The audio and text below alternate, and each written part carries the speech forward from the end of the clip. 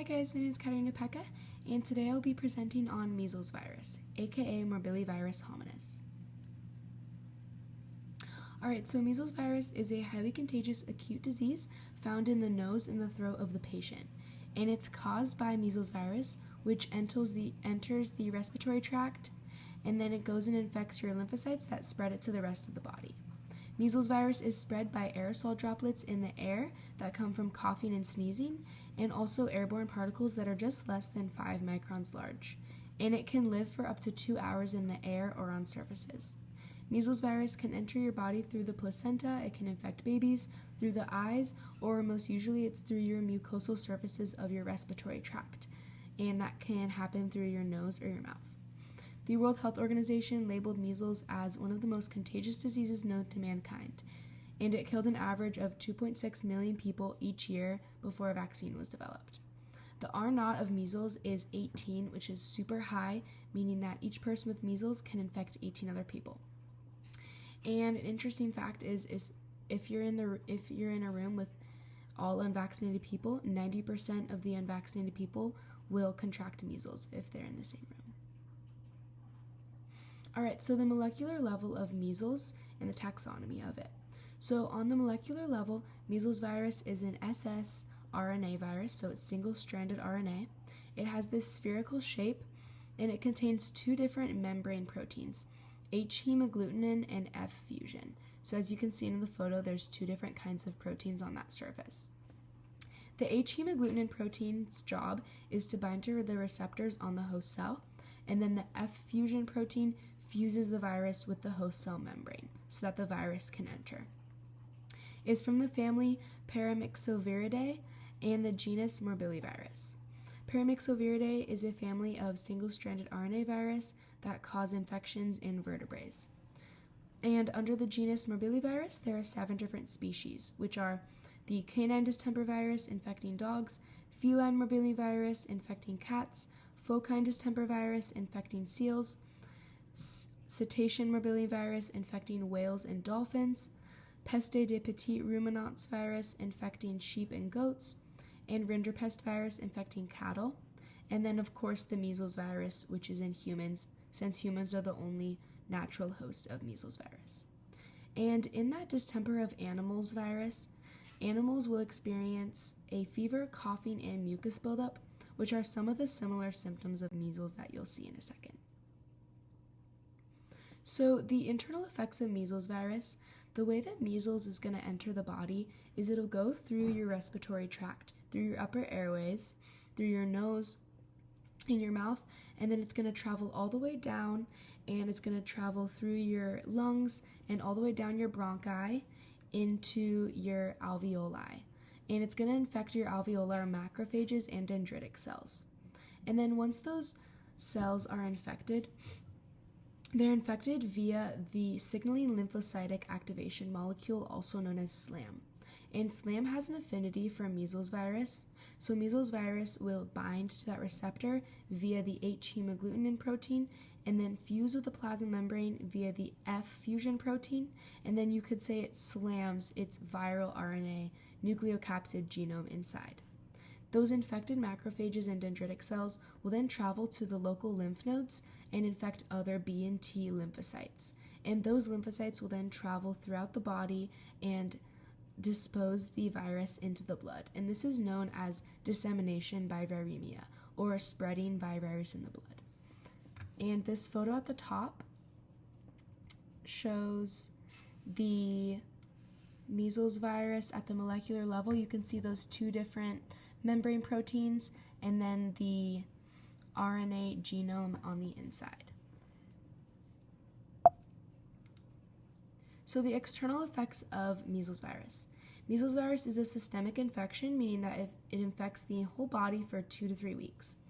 The incubation period is around 11 to 12 days, so after exposure to the virus, 11 to 12 days later, you'll begin to experience symptoms. The prodromal period, which is when you have those beginning symptoms, is about 2 to 4 days, but the range is 1 to 7.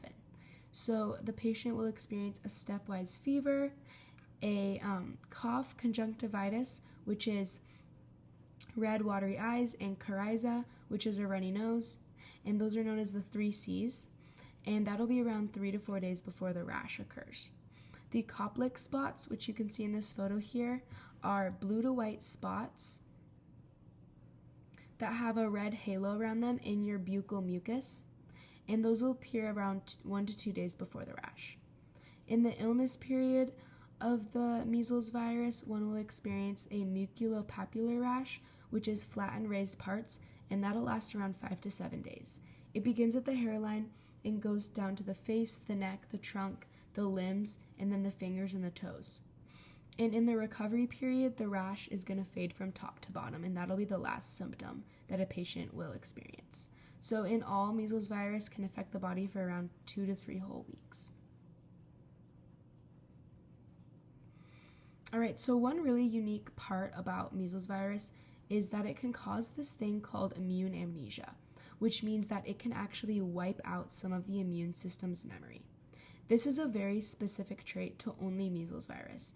There's other viruses that can suppress the immune function, such as influenza, which can damage the airway epithelial cells, and that increases susceptibility to bacteria causing pneumonia. But the actual ability to wipe out memory lymphocytes is unique to only measles virus. So the way that it does this is when measles virus infected cells go onto that lymph tissue to infect other cells, it's going to come into contact with those memory B and T lymphocytes. And those memory cells contain a wide array of antibodies that the patient has previously been exposed to via natural exposure or through vaccination. So those memory cells also contain the signaling lymphocytic activation molecule, which has that affinity for measles virus, and measles virus will bind to it and then infect those memory cells. Once the body needs to eliminate measles virus from itself, it has to wipe out any cells that are infected with measles virus. And so the lymphocytes are forced to destroy many memory cells since they are infected with measles virus. All right, so the dangers of this immune amnesia are that post-measles virus, the patient will experience a very weak immune system, and they will then be very susceptible to many other viruses that they previously had immunity to. Researchers say that 11 to 73% of your antibodies will be wiped out. So that's anything from influenza to herpes, bacteria causing pneumonia, skin infections, etc. And it takes around 2 to 3 years for that protective immune memory to be restored again, and the patient must be re-exposed to those microbes or vaccinated again. Before 1963, which is when the measles vaccine came out, childhood death rates could have been up to 50% attributed to measles. And that is just because children would get measles, and then post their measles virus, they would contract other viruses and diseases that could kill them that they previously had immunity to. So it caused a lot of childhood mortality before that vaccine.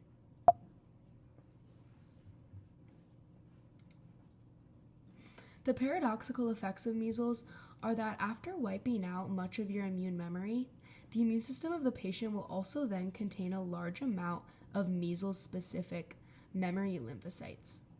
So through that active immunity from exposure to the measles virus or vaccination, the patient will have lifelong, robust immunity against measles virus for the rest of their life. So that's one sort of positive effect of it. So the measles vaccine was created in 1963. It was first isolated in 1954, and then it was developed in 1963, and then in 1971, it was offered as a triple vaccine combined with mumps and rubella, and then it was known as the MMR vaccine. It is now offered also as the MMRV vaccine, which also contains varicella, which is against chickenpox. There's only one strain of measles, and that is known as the Edmonston-Enders strain, and there's been some changes to that H-hemagglutinin protein on the surface, but not enough to cause a new vaccine to be made. In 2000, measles virus was actually completely eradicated from the US because many people had been exposed to it, or also a lot of people were vaccinated against it due to the widespread availability of that vaccine. In 2004, there was 37 cases again. 2019, there was 1,282 cases.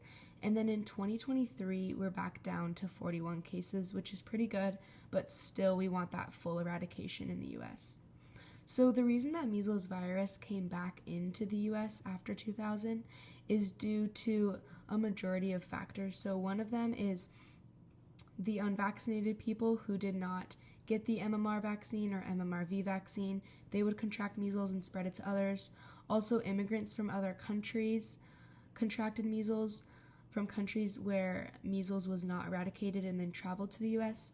And there's also been outbreaks in countries where Americans often travel to and then bring it back to the US. All right, that's the end of my presentation. Thanks for watching.